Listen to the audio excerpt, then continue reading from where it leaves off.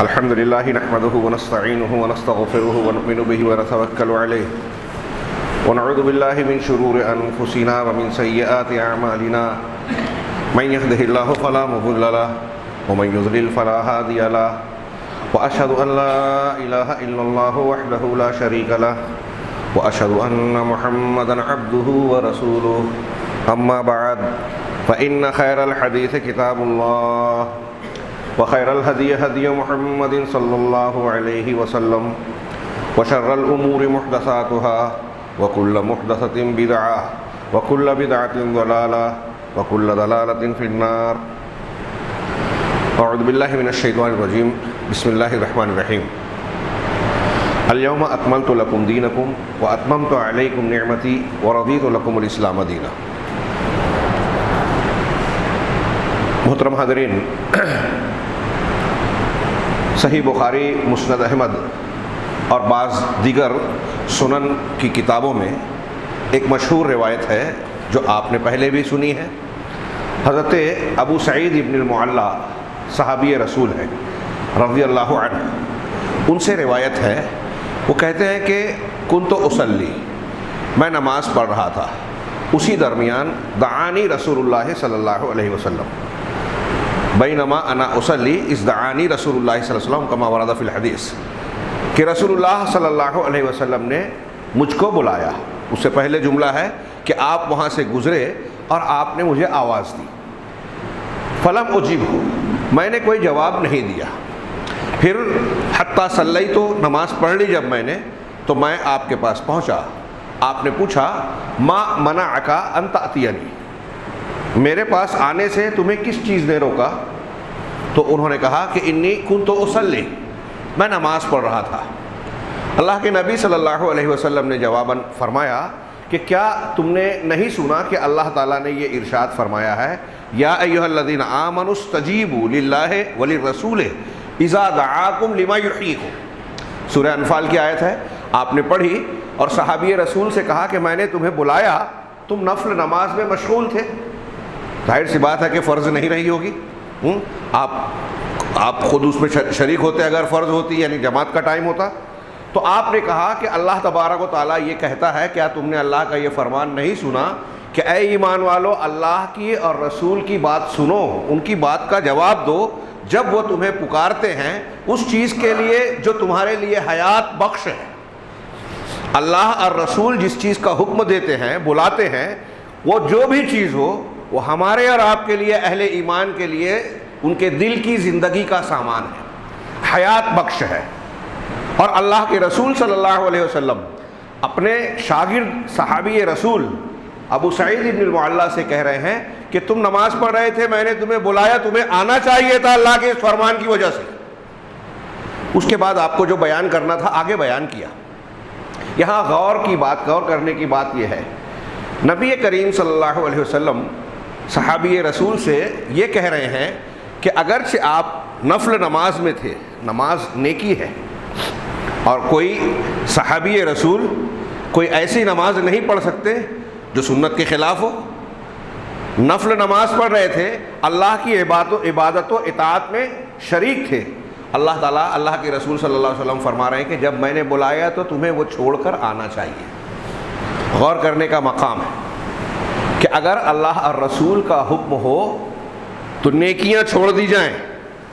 جس وقت اللہ اور رسول نے جو بات عمل کے لیے کہی ہے وہی کیا جائے، اسے چھوڑ کر دوسرا عمل نہ کیا جائے.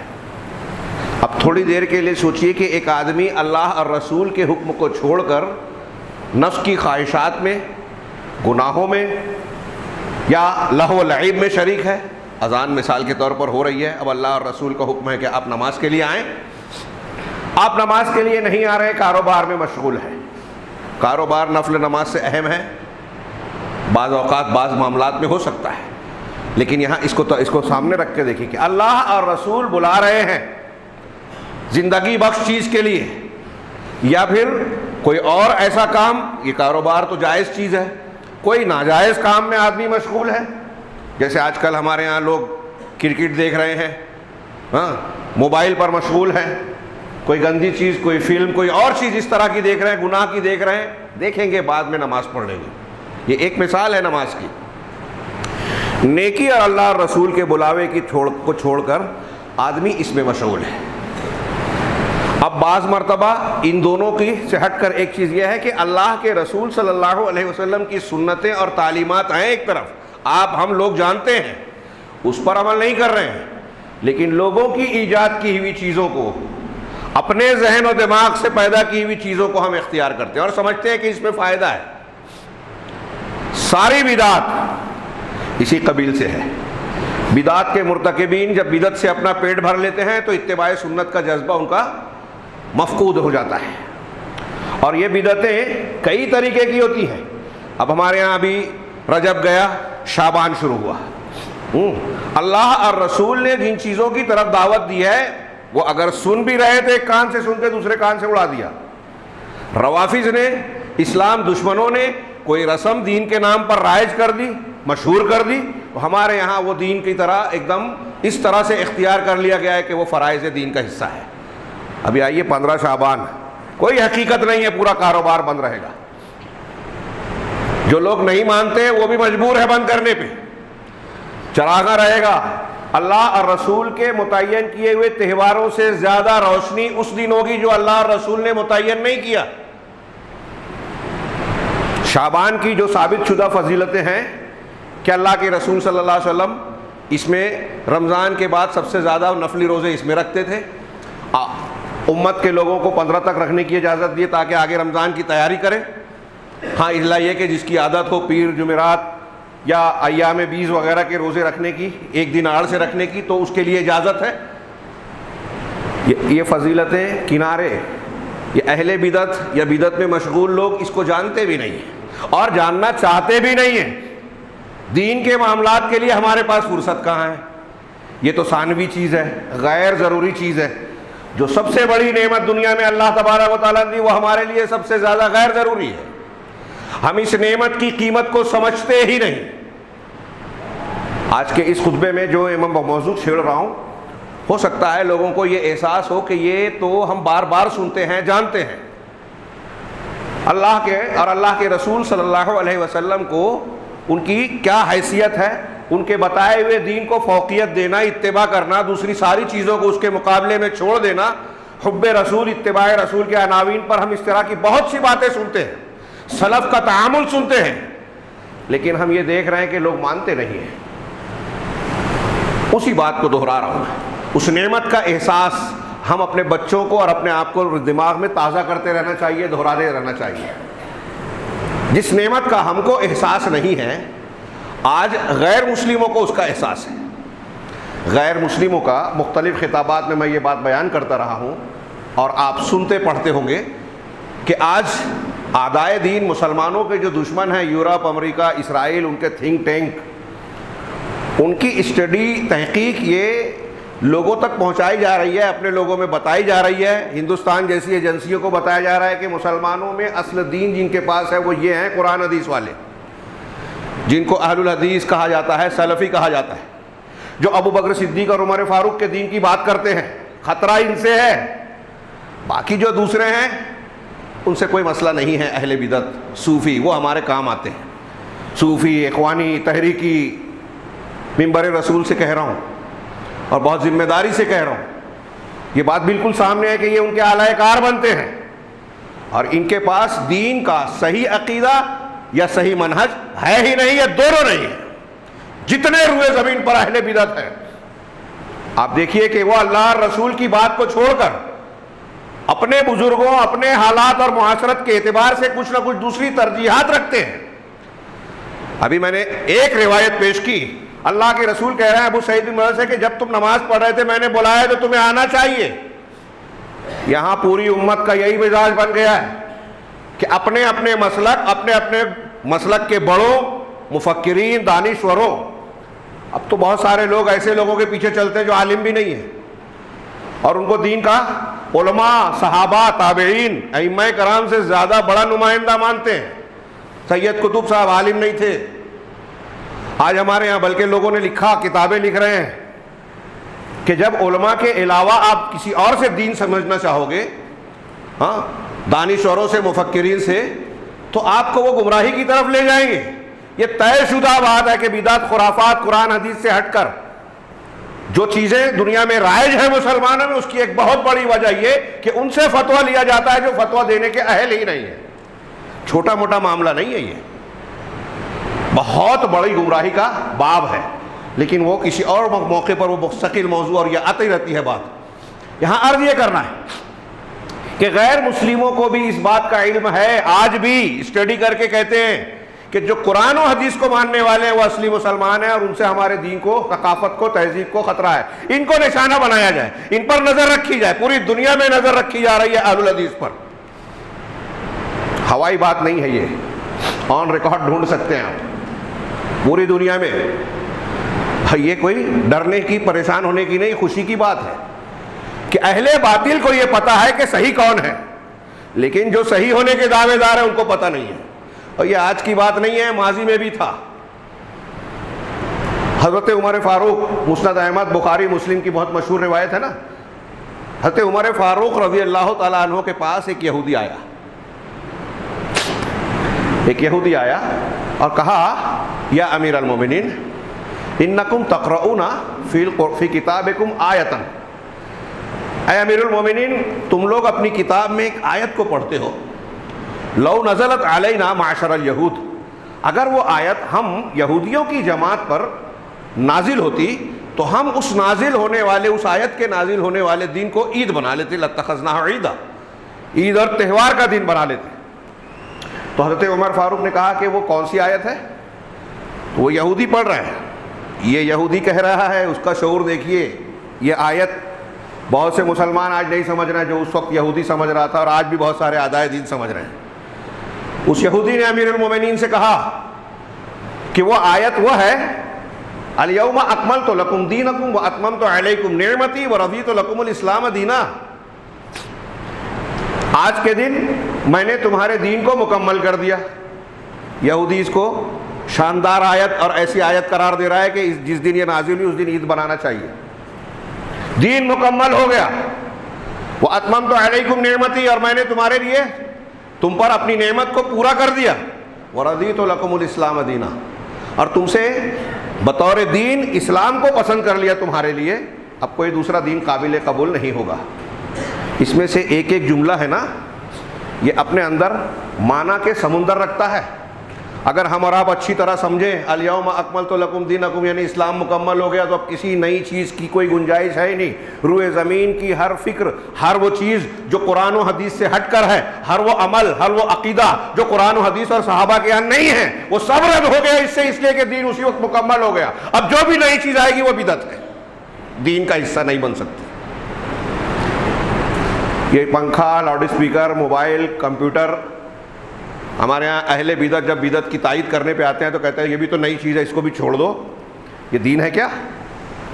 جہالت کی باتیں کر کے دین کو ثابت کرنے کی کوشش کرتے ہیں۔ اگر یہی بات ہے تو ہماری پوری تاریخ میں صحابہ نے، تابعین نے، تبع تابعین نے، ائمہ دین نے جن بدعات کا رد کیا، سب کو یہی جواب دیجیے آپ کہ آپ کے دور میں کوئی نئی چیز ایجاد ہوئی، آپ اسے استعمال کر رہے ہیں، جب اس کی گنجائش ہے تو دین میں بھی بدعت کی گنجائش ہے۔ رسول اللہ صلی اللہ علیہ وسلم کی یہ باتیں مذاق ہے؟ ہر جمعہ میں آپ کہہ رہے ہیں کہ دین میں ہر نئی چیز بدعت ہے، ہر بدعت گمراہی ہے، روز ہر جمعہ کو دہرا رہے ہیں۔ اس کا مطلب یہ ایک بنیادی سبق ہے جس کو روز ہر ہفتہ تازہ کرنے کی ضرورت ہے، اسی کو آج میں دہرا رہا ہوں۔ یہودی کہنے کہا جب کہ ہم اس دن کو عید بناتے جس دن یہ آیت نازل ہوئی تھی، تو عمر فاروق نے کہا کہ اللہ کی قسم میں اچھی طرح جانتا ہوں کہ یہ آیت کس دن نازل ہوئی اور کس گھڑی نازل ہوئی تھی، اور وہ ہمارے لیے اللہ کی طرف سے عید ہی ہے۔ یہ میں وضاحتاً کہہ رہا ہوں، وہ عشیۃ عرفہ، عرفہ کے دن کی شام میں جمعہ کے دن نازل ہوئی تھی۔ حج میں عرفہ کا دن سب سے اہم ہوتا ہے، الحج عرفہ،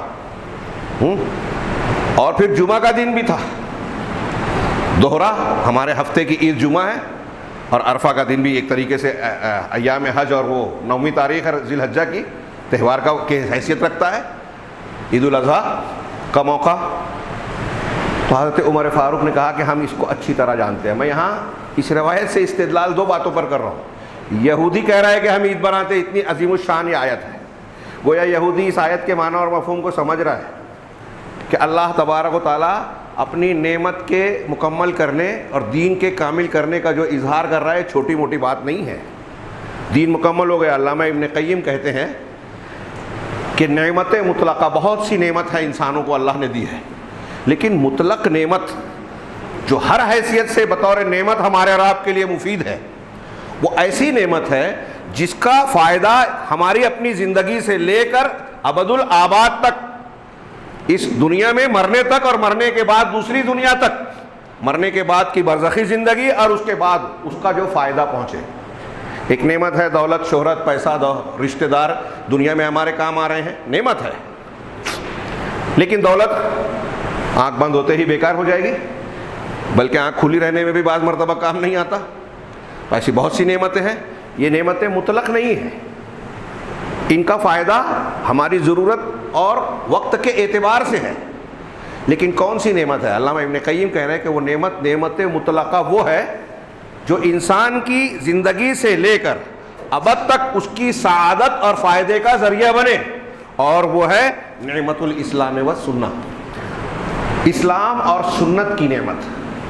اللہ تبارک و تعالیٰ نے جو دین دیا، الیوم اکملت لکم دینکم واتممت علیکم نعمتی، اور رسول اللہ صلی اللہ علیہ وسلم نے جو تعلیمات دی جس کو ہم سنت و حدیث کہتے ہیں، یہ نعمت ایسی ہے کہ آج اگر کسی انسان کو مل جائے واقعی اس نعمت کی قدر وہ پہچان کے اس کی قدر کرے، اس ہدایت کو قبول کرے، تو قیامت آنے والے زندگی میں بھی اسے فائدہ. تھوڑی دیر کے لیے سوچئے کہ دنیا کی کوئی بھی چیز ہم خریدتے ہیں، لاتے ہیں، حاصل کرتے ہیں، جس پر خوش ہو رہے ہیں. گھر بنا لیا، بہت شاندار گھر بنایا، بلڈنگ بنا لی، کتنے دن چلے گا وہ؟ آپ جتنے دن رہیں گے اتنے دن تو استعمال کر پائیں گے. بہت شاندار محل بنا لیا ہیں، آج محلات اور قلعے کھڑے ہیں اپنی جگہوں پر، لیکن ان کے بنانے والے کہاں ہیں؟ ہڈیاں بھی شاید ان کی باقی نہ ہو، زمین میں گھل مل گئے. تو یہ نعمت ان کے پاس ہے ابھی؟ آپ کو ہم کو دنیا کی کوئی بھی نعمت مل جائے، اب اس کو سوچئے کہ یہ ضائع ہو جانے والے. اور اگر آدمی فرض کیجئے جو رہ نہیں سکتا زندہ بھی رہا، تو دنیا کے فنا ہونے سے یہ قلعے، محل، ساری کے ساری چیزیں تباہ ہو جائے گی، ختم ہو جائے گی. یہ نعمت مطلقہ نہیں ہے.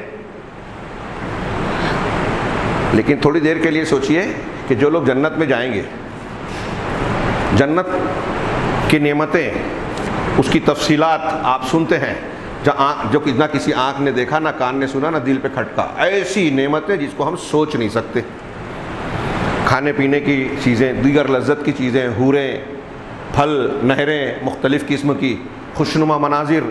وہاں اکتاہٹ نہیں ہوگی، ہٹنے کا دل نہیں ہوگا، کسی چیز سے بوریت نہیں ہوگی. جو بندہ چاہے گا وہ ملے گا. جنت کی ایک عورت کے سر کی دوپٹے کی لکڑی دنیا اور دنیا کے اندر کی ساری چیزوں سے بہتر، اللہ کے رسول نے فرمایا، غلط نہیں ہو سکتی. کتنی عظیم نعمت ہے. اب تھوڑی دیر کے لیے سوچئے کہ ایک بندہ، اللہ ہم کو ان میں شامل کرے، جنت میں جاتا ہے. کتنے دن ہم نے محنت کی ہے یہاں، نماز، روزہ، حج، زکوٰۃ اور دیگر صبر اور دیگر اللہ اور رسول کی جو تعلیمات ہے اس کے مطابق جو بھی عمل کیا، کوتاہیوں کے ساتھ کر رہے ہیں. اب ان کوتاہیوں کے ساتھ ہم نے جو بھی نیکیاں کی، ذکر و اذکار کیا، تلاوت کیا، عبادات کی، نیکیاں کی، غور کیجئے کہ اللہ تعالیٰ نے ہمیں جنت میں ڈال دیا. اللہ ایسا ہی کرے، ہم ان کو ان خوش قسمت میں لوگوں میں شامل کرے. ہم جنت میں اگر چلے گئے، ہمارے اعمال کتنے ہیں اور جنت کی نعمت کتنی زبردست ہے. ایک تو کوالٹی کے اعتبار سے جو ہم سوچ نہیں سکتے، اور پھر طوالت اور مدت کے اعتبار سے کہ اس کی کوئی انتہا نہیں ہے، وہ ختم ہی نہیں ہوگی.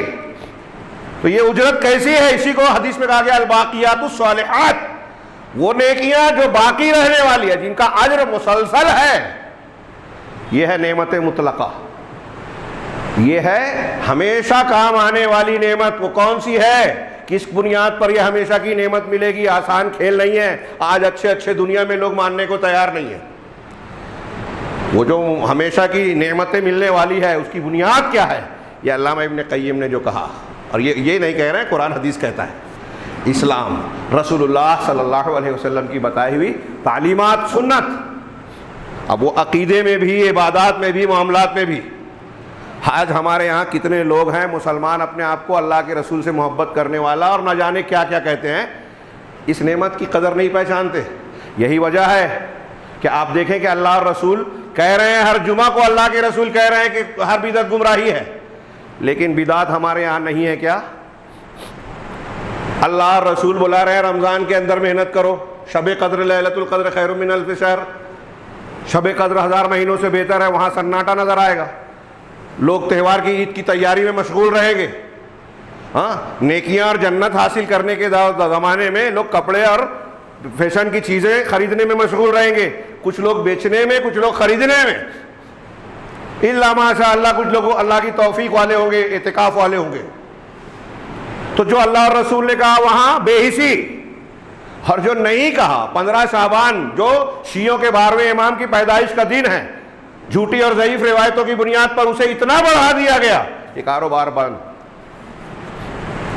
بدعت میں اتنے، یہ بدعت ہے، لوگ کہتے ہیں نماز ہی نہ پڑھتے ہیں، ہاں پھر اس میں کئی نئی نئی چیزیں، صلاۃ کیا ہے، قضاء الحاجہ اور نہ جانے کون کون سی چیزیں اور بھی ایجاد کر لی، قبرستان کی زیارت جو ہے میلے ٹھیلے اور چراغاں کے ساتھ، اور پھر قبروں کو چونا گچ کرنا، ساری کے ساری بدعت، اللہ اور اس کے رسول کی مخالفت۔ جن چیزوں سے رسول نے منع کیا وہ ہم کر رہے ہیں۔ سوچیے، اللہ کے رسول ابو سعید بن معلّہ سے کہہ رہے ہیں کہ اللہ اور رسول برا رہے ہیں تو نفل نماز چھوڑ کے آنا چاہیے، اور یہاں تو بدعت کر رہے ہیں، اللہ کے رسول کی بات ماننے کو تیار ہی نہیں ہے۔ اللہ کے رسول صلی اللہ علیہ وسلم نے قبروں کو چونا لگانے سے صاف منع کیا حدیثوں میں، پورا قبرستان جگمگائے گا، آپ دیکھیے اس مہینے میں علل اعلان پوری امت مسلمہ جو ہے اللہ کے رسول کی مخالفت کرے کہ ہم نہیں مانتے اللہ کے رسول آپ کی بات، اور ہم کہہ رہے ہیں تو برا مانیں گے؟ آپ اللہ کے رسول کی مخالفت کرو، ناراض نہ ہوا جائے، کوئی بولے تو شدت پسندی۔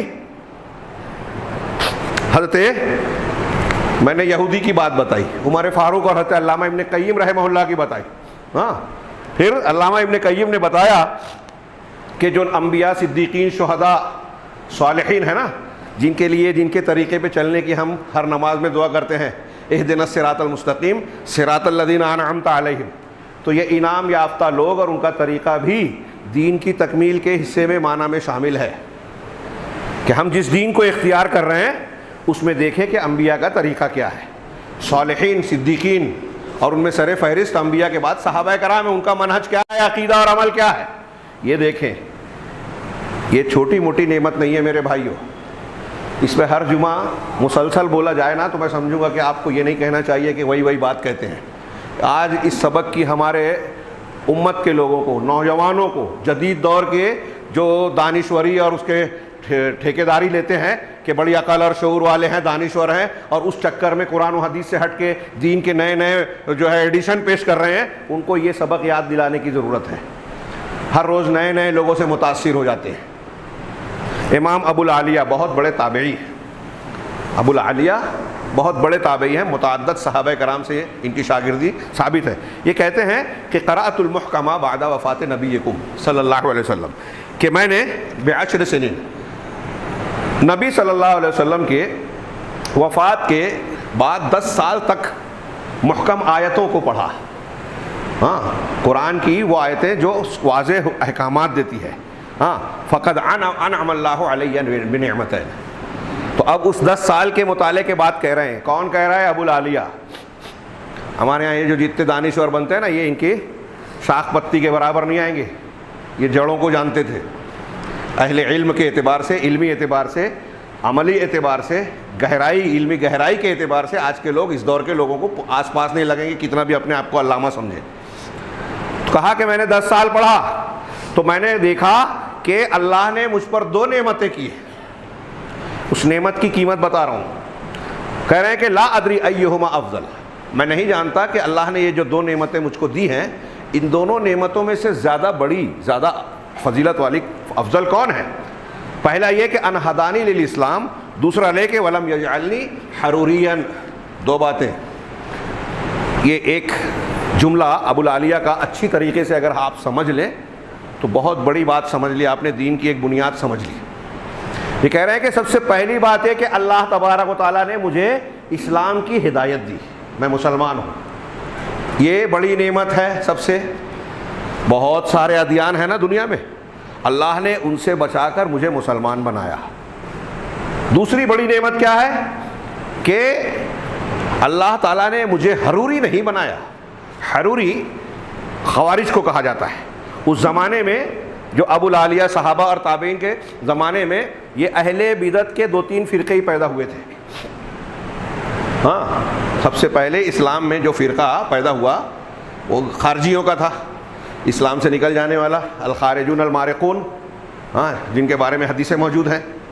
پھر اس کے بعد روافظ، جن کو ہم شیعہ کہتے ہیں۔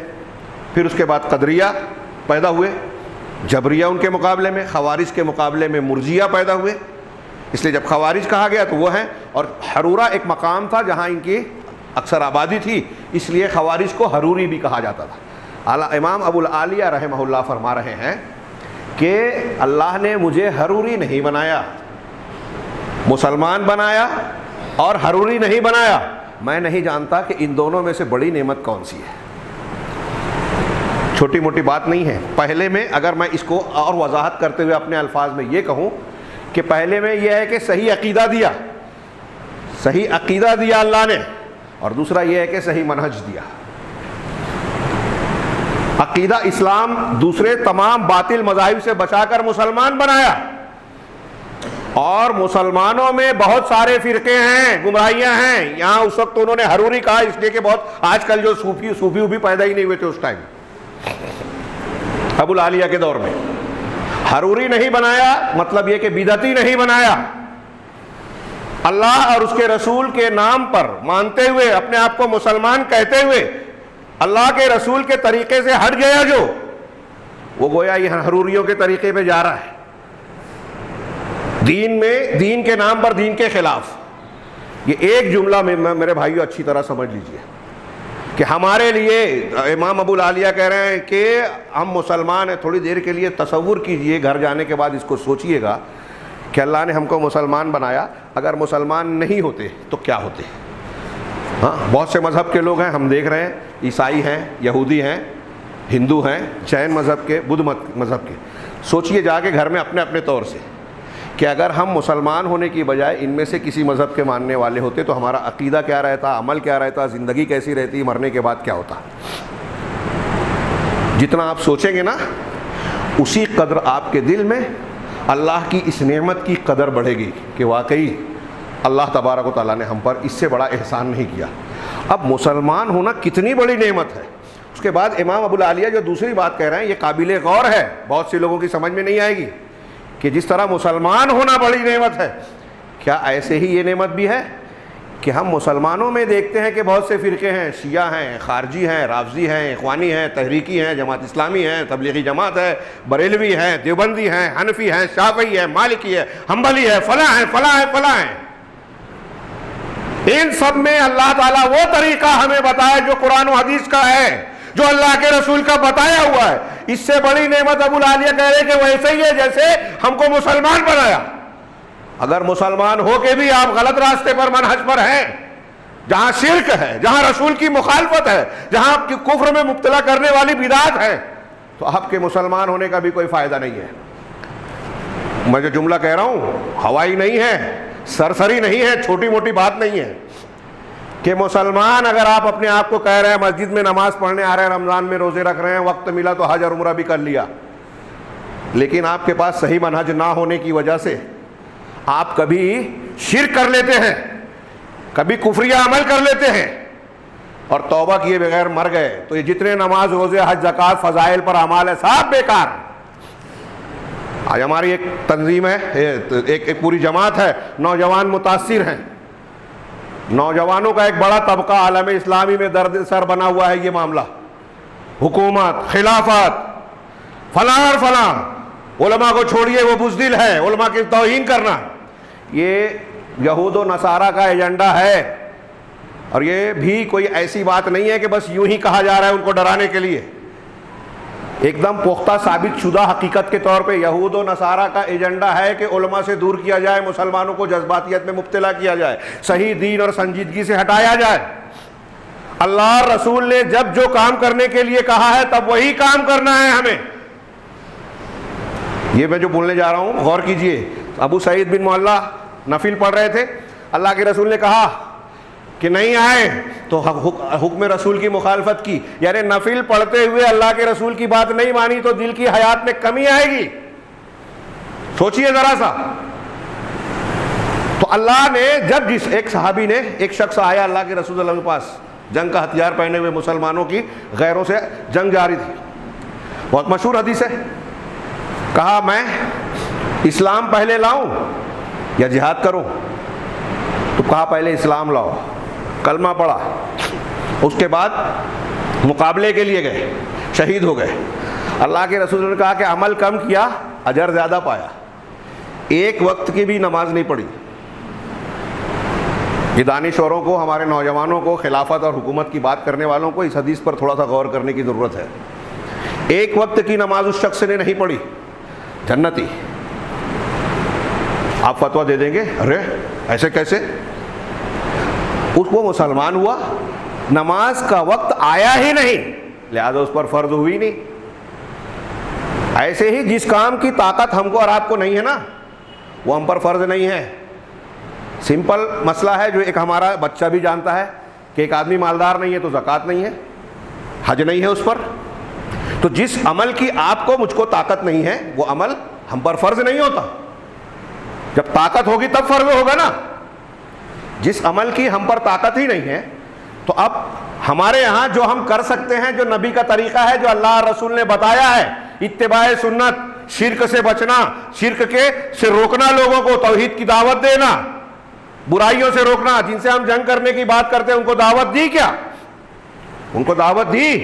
اللہ کے رسول صلی اللہ علیہ وسلم کو ایک مثال بتائے رسول نے، صحابہ نے، تابعین نے، بغیر دعوت دیے ہوئے جنگ کی ہو، حجت پوری کیے بغیر.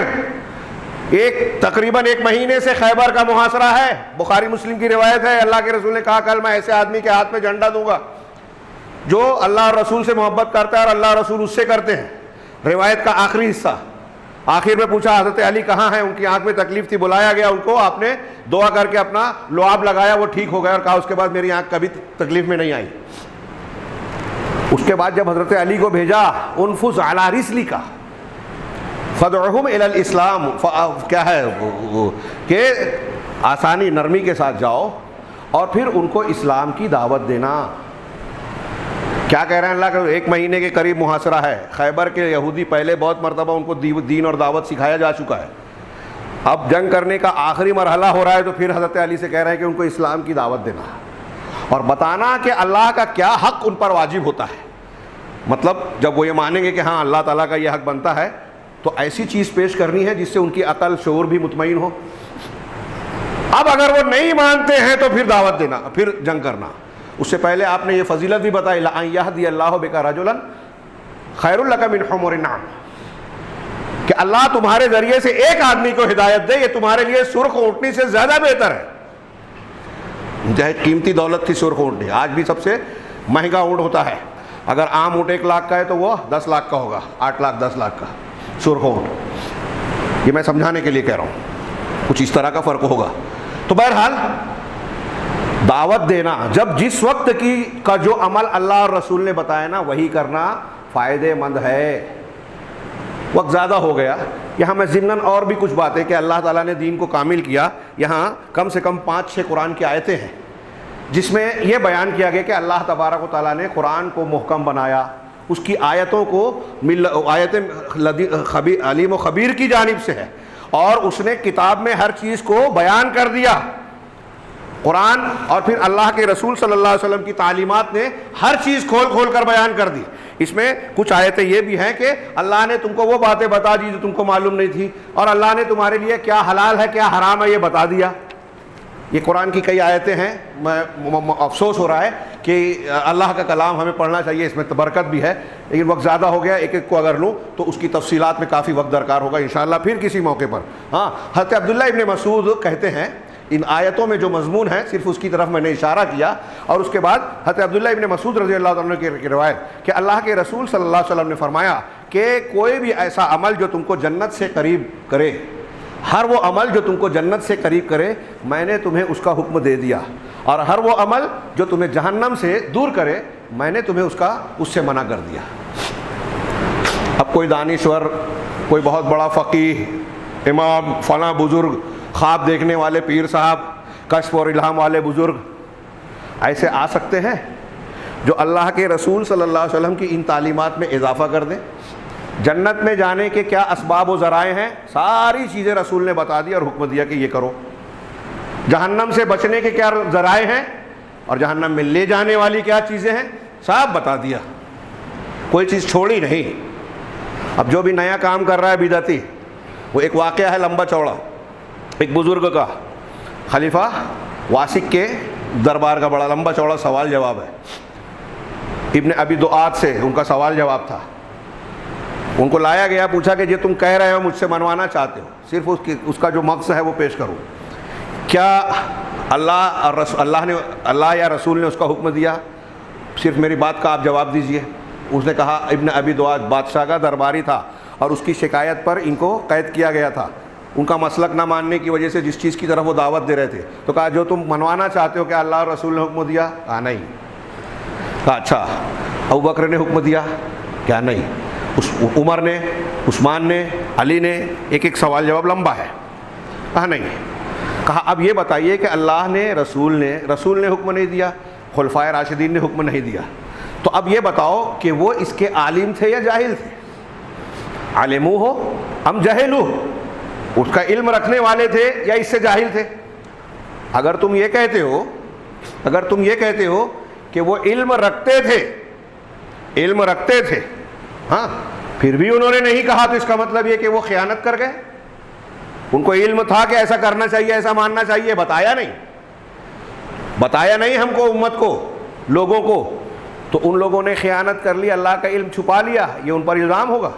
اور اگر تم یہ کہو گے کہ وہ جاہل تھے، تو اے بدبخت یہ بتا کہ جس سے اللہ کے رسول جاہل ہوں، ہاں ابو بکر، عمر، اور تو جان جائے خیر ہو، اس سے اللہ کے رسول جاہل رہیں گے؟ یہ سوال ہر بدعتی سے کیجئے کہ 15 شعبان آپ منا رہے ہو، اگر یہ بھلائی ہے اللہ کے رسول نے حکم دیا، ابو بکر صدیق، عمر فاروق کے زمانے میں تھا، جتنی بھی بدعات ہیں، خرافات ہیں، اور یہ طریقہ کار ہے، اگر انہوں نے نہیں کیا تو کوئی کتنا بھی بڑا آدمی پیش کرے، اس کے پوری دنیا میں ماننے والے بہت سے فالوورز ہیں، پیر صاحب کے مریدین ہیں، پوری دنیا میں پھیلے ہوئے ہیں، ان کی بہت کرامتیں مشہور ہیں، روز خواب دیکھتے ہیں، جنت جہنم کا مشاہدہ کر کے آتے ہیں، اگر اللہ اور رسول کے خلاف ہے تو بات نہیں مانی جائے گی، کتنی بھی بکواس کریں۔ دجال بھی کچھ شوبدے پیش کرے گا، مردے مار کر زندہ کر دے گا، جو مان لے گا گمراہ ہوگا۔ یہ شوبدے اور یہ دین نہیں ہے۔ کوئی ہوائی بات کرے کہ ارے وہ تو ہوا میں اڑتے تھے، پانی پہ چلتے تھے، آگ میں بیٹھ کر ہنسی مذاق کرتے تھے، ہاں کھانا کھاتے تھے، کرامت کھیلتے تھے، یہ جو بکواس ہمارے یہاں لوگ کر کے اللہ کی بجائے لوگوں کی عظمت کا سکہ لوگوں کے دماغ میں بٹھاتے ہیں، یہ دین نہیں ہے۔ دین سے گمراہ کرنے کا طریقہ شیطانی طریقہ ہے۔ یہ بزرگوں کی بڑائی بیان کی جائے، اور پھر جب بزرگوں کو بزرگ بنا دیا گیا عوامی اعتبار سے، کہا جب یہ اتنے پہنچے ہوئے ہیں تو ان کی بات ماننی چاہیے۔ اب ایسے ہی مانتے ہیں کہ اللہ اور رسول کی بات کو رد کر دیا۔ یہ ابتدائی سبق ہے ہمارے دین کا جو ہم پڑھ رہے ہیں، لیکن لوگ مانتے نہیں ہیں۔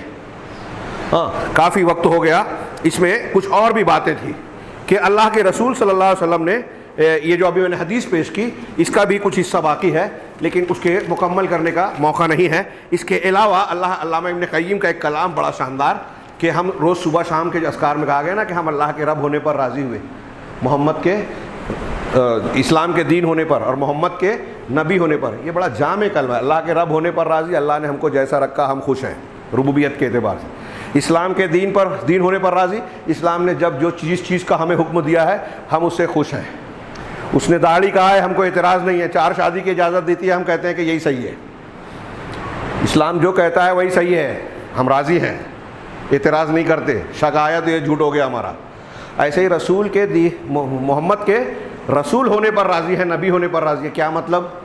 کہ اب اللہ کے نبی جناب محمد رسول اللہ صلی اللہ علیہ وسلم نے بطور دین ہمیں جو عقیدہ دیا، جو منہج دیا، جو عبادات دی، جو حلال حرام کی تعلیم دی، سب ہم مانتے ہیں بغیر آنکھ بند کر کے۔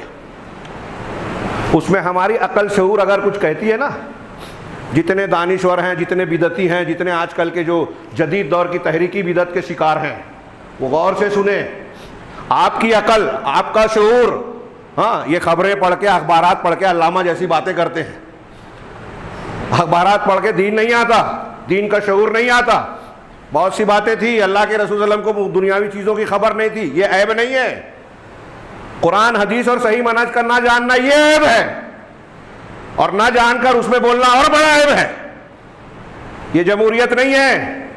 ہمارے سلف میں پڑھیں گے کہ صحابہ تابعین تبع تابعین اس دور میں لوگ کہا کرتے تھے کہ دین کے معاملات پر ہم عمل کرتے ہیں, اس کو سیکھتے سکھاتے ہیں.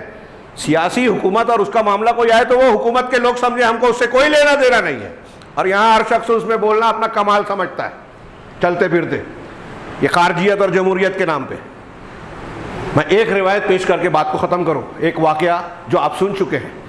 ہاں, العواصم من القواسم میں علامہ ابن العربی, یہ ابن العربی العربی اور ابن عربی دو الگ ہیں.